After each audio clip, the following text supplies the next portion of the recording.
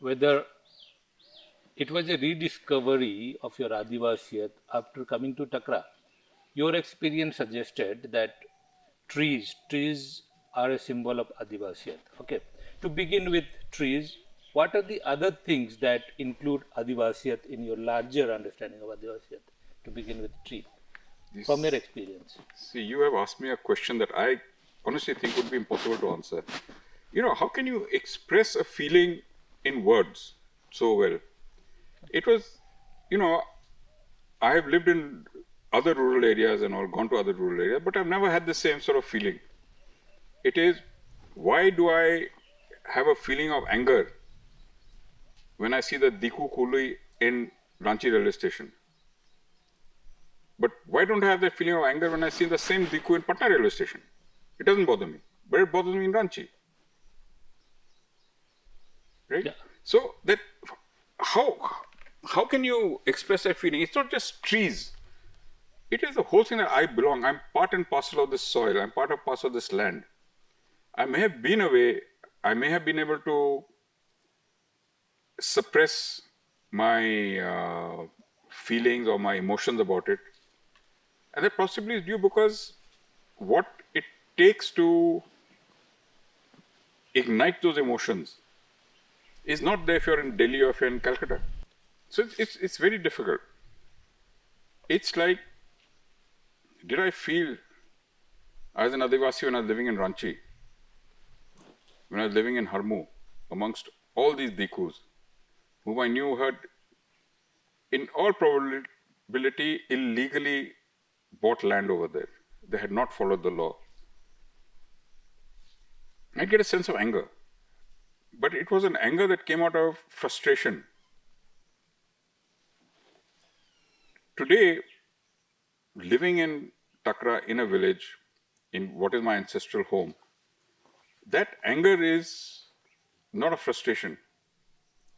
It's an anger now that is being born out of the basic injustices being done to the people who are not being allowed to defend themselves. Because if you look at the history of the Adivasis, every time there has been an injustice, the Adivasis have got up and fought.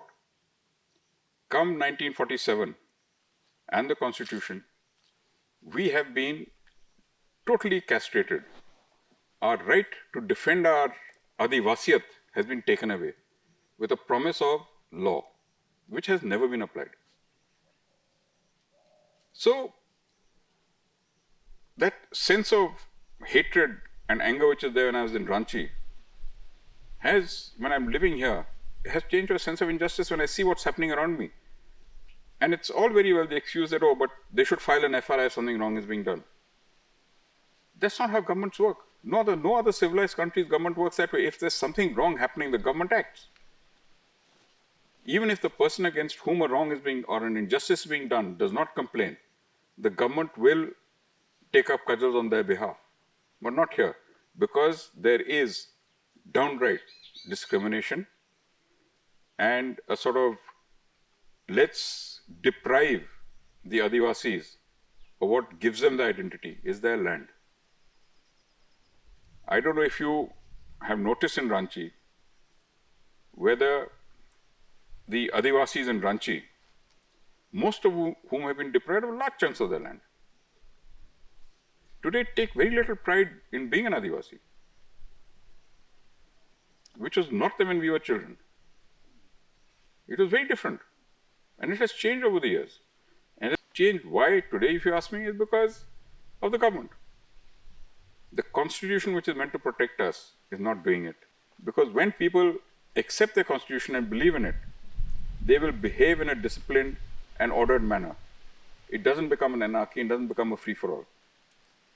Unfortunately, in our country, where the law is not being applied, it is not equal for everyone, and to a large extent, for the Adivasis, it is being totally ignored.